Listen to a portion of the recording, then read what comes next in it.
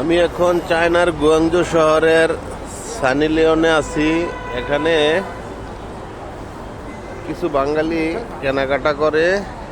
আমরা পাশেই একটা হোটেলে থাকি, ব্রুমেন হোটেল। এটা হলো চায়নার গুয়াংজু শহরের সানি লিওন এলাকা। এই সামনেই একটা বড় রাস্তা, এখান দিয়ে গাড়ি যাচ্ছে। উপরে উপরে মেট্রো রেল আছে, ফ্লাইওভার আছে। দিক দিয়ে অনেক উন্নত একটা এলাকা। বাসগুলো যাচ্ছে।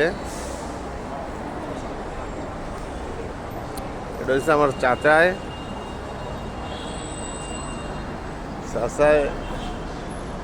চাচায় মোটামুটি একজনের সাথে কথা বলতেছে, খুব মনে হয় টেনশনে আছে।